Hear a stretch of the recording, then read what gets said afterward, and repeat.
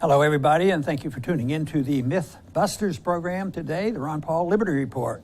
Co-host is Chris Rossini, and Chris is with us today. Chris, good morning. Good to see you today. Great to be with you again, Dr. Paul. Good. What do you have in store? What kind of enlightenment are we going to portray to our viewers? Well, today is Friday, and for most people, it's payday, and you take your paycheck to the bank and deposit it into the bank. So we're going to talk about what the bank does after you make that deposit. And most people, I'm sure, are under the impression that the money is stored there for you because the bank says you could come at any time and withdraw it. So it seemed like being equivalent to like taking an old couch to a storage facility, and he says, hey, come back, get your couch at any time. But it's very different, isn't it, Dr. Paul? So please talk about what the bank does once, let's say, $100 is deposited into that bank. Yeah, there's a lot of myths associated with this. The big myth is that the banks are to protect our money. And the banks are designed, to do exactly the opposite. But the analogy of taking some goods of a private individual and putting it in storage is a good analogy, and that means that you have the right to go get it. People who stored it for you and gave you a service, they might be able to charge you a fee.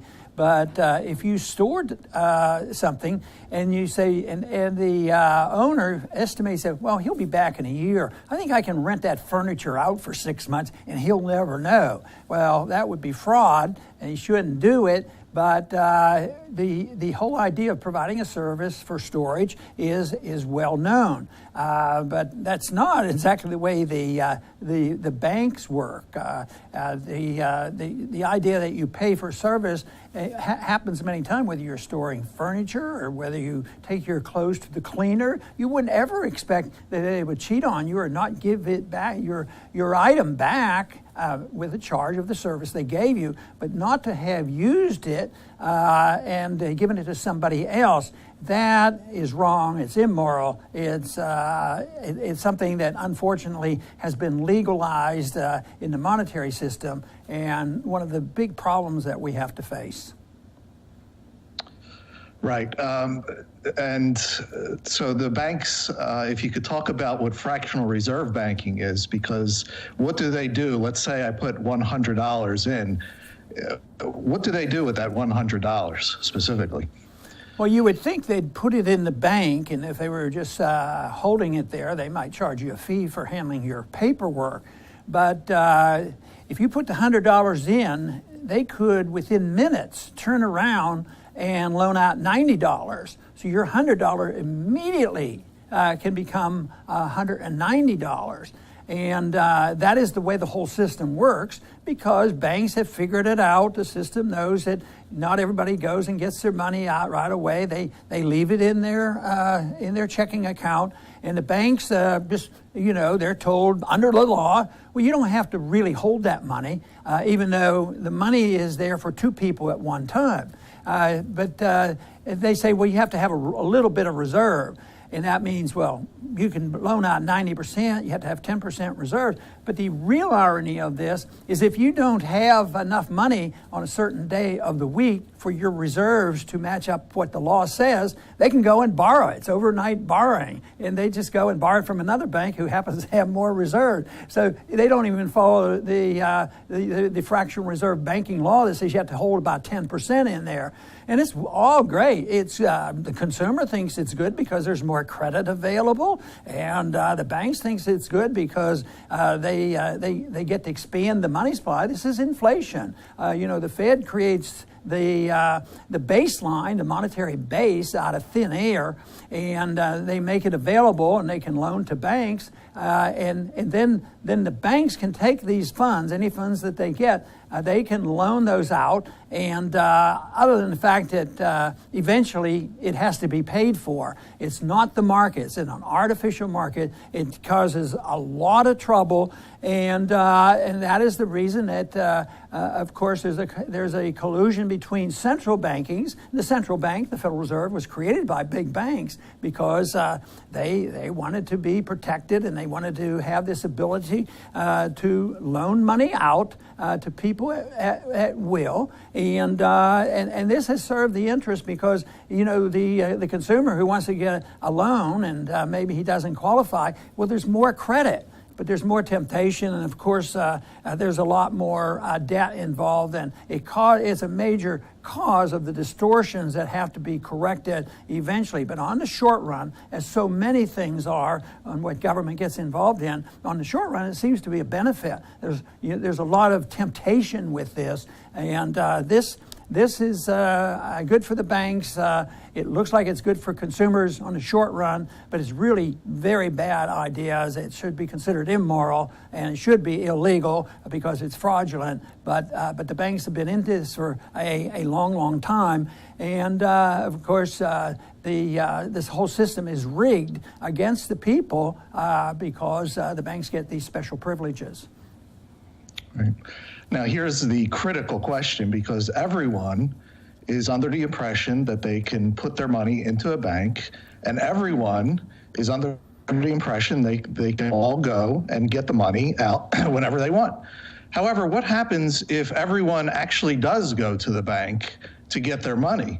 Obviously, the banks don't have it. So let's say there's a panic or a crisis. What happens, Dr. Paul? Well, it's happened many, many times over history, in our history, because even before we had the Federal Reserve, we had national banking. But even in between, we had banking systems that permitted this, and there'd be a panic because the people will say, yes, it seems to be working. Last year I could get my money out, but I see these people lining up at the bank and they want to get their money out. At that time, money was real. It was probably either gold or, certificates that represented gold. So they want to get their money and protect themselves, and it is a panic. And of course, the bank doesn't have the money. People get very upset with this because they're losing their shirt. And this is what happened, of course, in the 1930s. The system wasn't built to try to delay the inevitable, and that is the correction as necessary. So the panic is very real. But this comes, because banks are out there loaning it to other people, and they're loaning it and making bad loans because of this. And it was, in a way, the whole system was designed to protect the banks. And the Federal Reserve was started by banks to be the lender of last resort because they knew there would be these panics, and they knew they had to take care of them and calm them down. So they said that, well, we'll provide the credit. And the banks then, or the central bank would come in, and they would be the lender of last resort and try to, keep things going. But unfortunately, that wasn't enough. The panic is a panic. If the money isn't there, there is a real problem with this.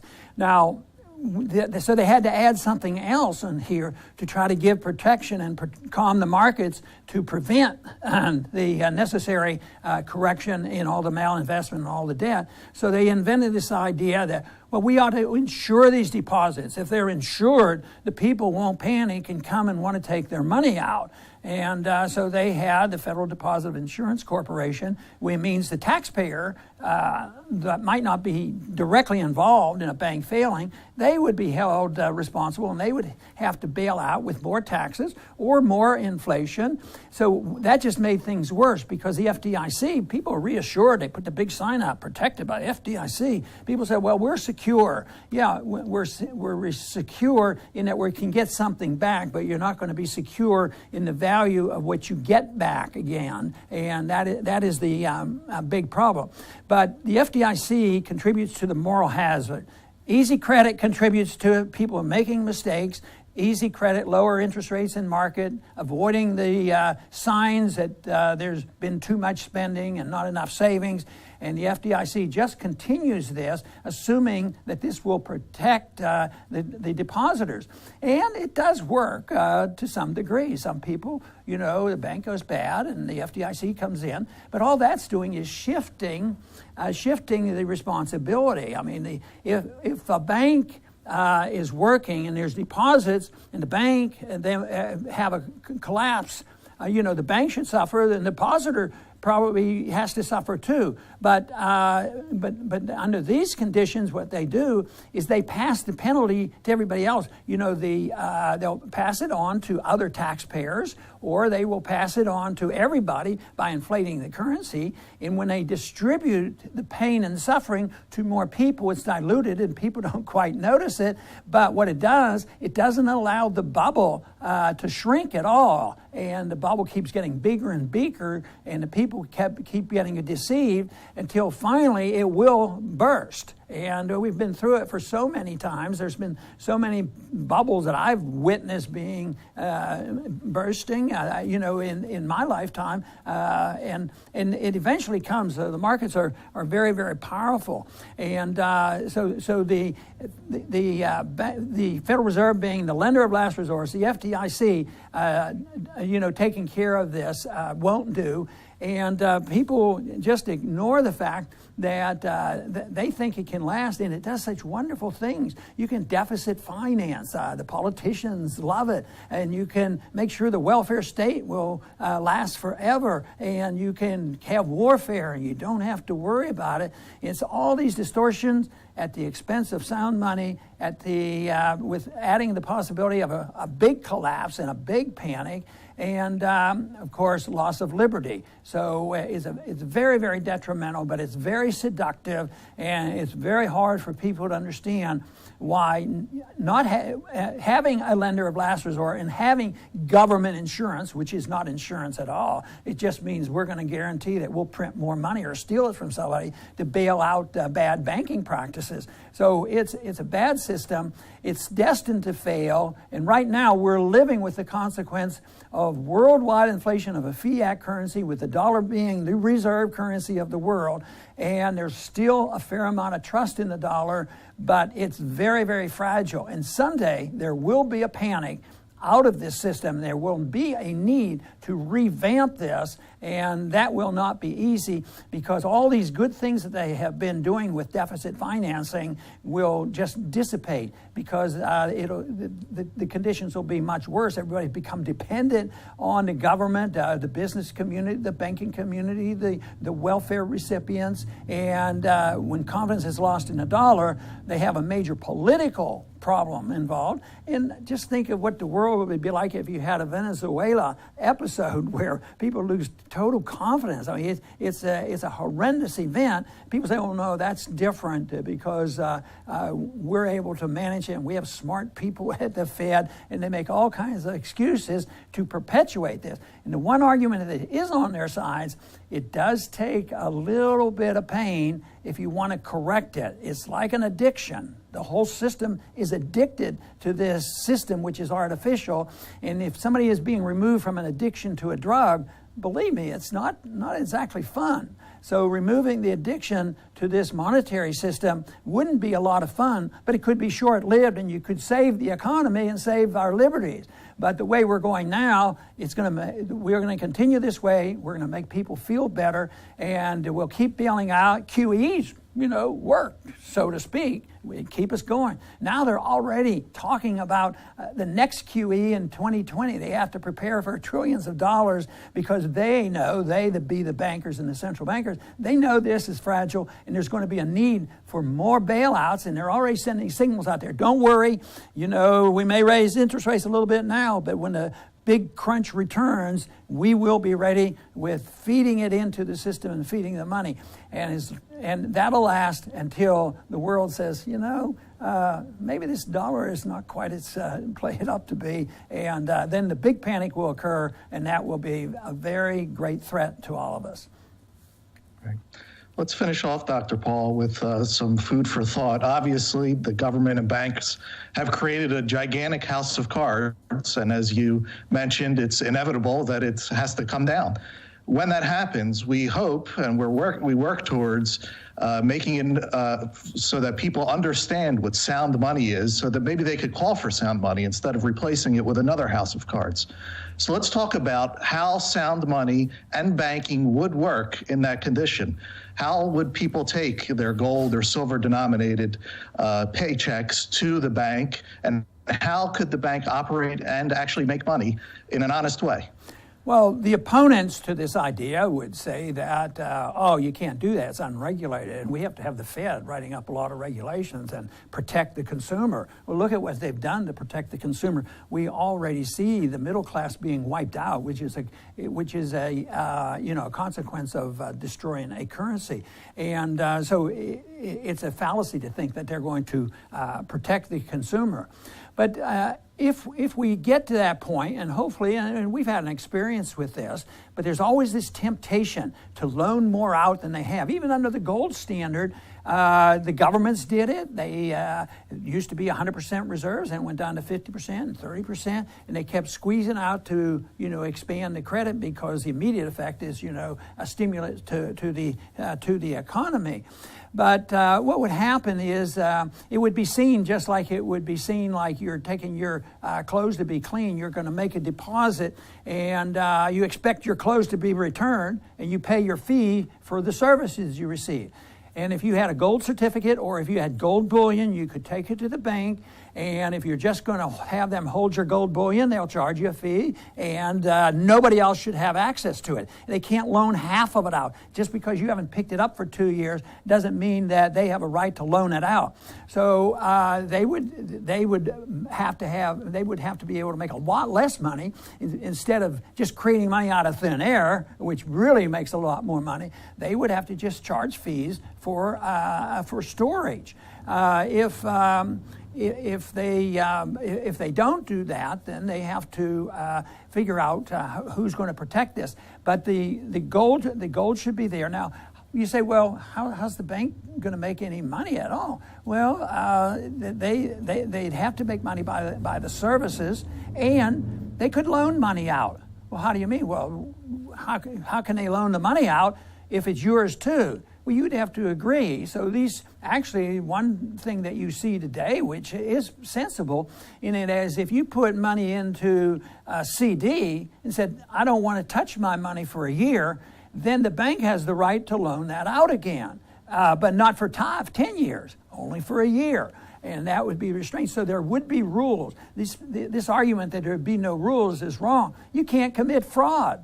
And everything they do today is fraudulent. So the free market is very, very tough. It'd be much tougher regulation, no fraud whatsoever on what the banks would be able to do. So, and then there could be insurance. It could be private insurance. And the private insurance companies would probably examine the bank records, and they probably would charge their insurance at the rate of the safety of the bank, and that they're not cheating, and they would have their audits. So there would be, supervision.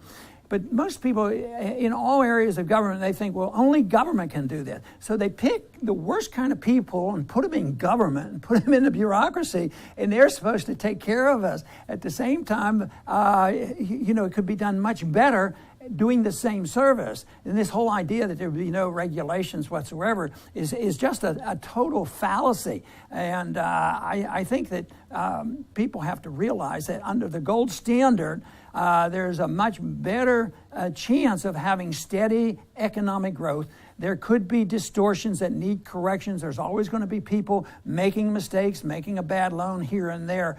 But it wouldn't ever be where there'd be huge bubbles, and there wouldn't be an ability for the government to tax another person to bail somebody out or bail out the banks. So it would be completely different, but it would not be unregulated. It'd be regulated by the rules and by contracts and by the whole principle of you can't commit fraud. And our whole monetary system is based on fraud. On the myth that they're protecting our money. They are not protecting our money. They're participating in the destruction of our money. And they continue to lie to us about, how much the money is being devalued. There's tremendous inflation. There's some tremendous inflation in stocks and bonds, but even in the kind of products that the average person uses. So I've argued for a long time that's one reason the middle class is furious. And they don't understand the money issue, but they're furious and they say, by golly, I don't have enough money. If I could just pass a law, instead of making $9, I want to make $15. It's going to solve all my problems. Well, they're missing the whole thing, because the cost of living is going up and the standard of living is going down, because the value of the money is going down. And it's as a result of this fraudulent monetary system that we have. The founders were right. They recognized it. They saw the runaway inflation of the continental dollar. They said only gold and silver could be legal tender. And the government was no authority to establish a central bank. And they couldn't emit bills of credit. That's no paper money. So they knew what was going on, but unfortunately, the strings weren't tight enough to hold them in check, and the temptation is too great. The temptation of destruction of money has been around for thousands of years. At one time, they did it by just diluting the metal or clipping the coins or doing something else to deceive the people. But ultimately, all those efforts never worked. You cannot deceive the people forever. And what they're doing today will not continue to deceive the people. And I would say the deception is being recognized now, and the anger is there, and it was reflected in the last election. They reflected the problem, but unfortunately, I haven't heard the solution to this problem, because they ought to be talking about the banking system, the Federal Reserve, and the value of money, and why gold makes better money than fiat money. So the sooner we learn that, the better it will be for all of us. And I think that's the only way we can move in the direction of peace and prosperity for the maximum number of people. Chris, I want to thank you very much for being with us today. Thank you, Dr. Paul. And I want to thank our viewers today for tuning in, and please come back to the Ron Paul Liberty Report soon.